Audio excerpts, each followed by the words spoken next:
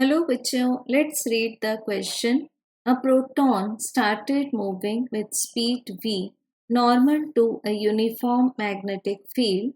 Time period of revolution of the proton is t. When another proton starts moving with speed twice v normal to the same uniform magnetic field, its new time period of revolution will be. सो बच्चों given है हमें यहाँ दो cases, इनको मान लेते हैं case 1 and case 2। अब बच्चों रिमार्केबल बात ये है कि दोनों में ही हम चेक करते हैं कि जो चार्ज पार्टिकल है that is proton. It means इसका मास दोनों केसेस में सेम होगा एज वेल एज इसका चार्ज भी दोनों केसेस में सेम होगा। Positive as well as magnitude will be same. अब बच्चों फर्स्ट केस में गिवन है हमें स्पीड v। अब यहाँ जो वेलोसिटी है वो यूनिफॉर्म मैग्नेटिक फील्ड को परपेंडिकुलर है, बट सेकेंड केस में हमें बताया है कि जो सेकेंड केस में प्रोटॉन है उसकी वेलोसिटी है ट्वाइस ऑफ v एंड अभी भी वो सेम यूनिफॉर्म मैग्नेटिक फील्ड से परपेंडिकुलर मूव करता है। तो हमें फाइंड करना है अगर फर्स्ट केस में टाइम पीरियड हो t, सेकेंड केस में टाइम पीरियड t2 t के टर्म्स में किस तरह से चेंज होगा और इट विल रिमेन कांस्टेंट। तो बच्चों इसके लिए फर्स्ट ऑफ ऑल हम बेसिक कंसेप्ट लेते हैं that centripetal force is equals to, because यहाँ velocity magnitude of magnetic field को परपेंडिकुलर है, सो सेंट्रीपिटल फोर्स क्यों, क्योंकि यहाँ जो प्रोटॉन है वो सर्कल बनाएगा। So this is centripetal force will be balanced by the magnetic force.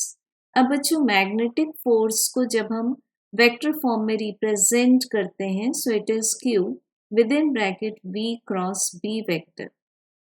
So this will be QVB sine theta, ये आ जाएगा इस फोर्स का magnitude. But velocity and magnetic field एक दूसरे को परपेंडिकुलर है, 90 डिग्री एंगल बनाते हैं, सो हम लेंगे sine of 90 degree is equal to 1। तो हमें फोर्स का आंसर मिल जाता है QVB। सो अब इसको पुट करेंगे इस इक्वेशन में, this is mv square divided by r equals to QVB। So this VV will cancel और बच्चों यहाँ से हमें V इज टू R का आंसर मिलेगा QB डिवाइडेड बाय m। अब हम ले सकते हैं V is to R as the angular velocity omega. So यहाँ से हम फाइंड कर सकते हैं time period. So as we take omega equal to 2 pi divided bye t is equal to QB divided by m। तो बच्चों हमें यहाँ से टाइम पीरियड का आंसर मिल जाएगा 2 pi m divided by QB। So अगर हम प्रॉब्लम को री एनालाइज करें तो 2 पाई तो कांस्टेंट है, मास कांस्टेंट है, चार्ज कांस्टेंट है, एज वेल एज दोनों ही केसेस में मैग्नेटिक फील्ड कांस्टेंट है। तो हम बोल सकते हैं कि time period is not depending on the speed of the proton. So speed अगर हम डबल भी कर रहे हैं तो time period will remain same. So correct answer will be option number 3। Thank you.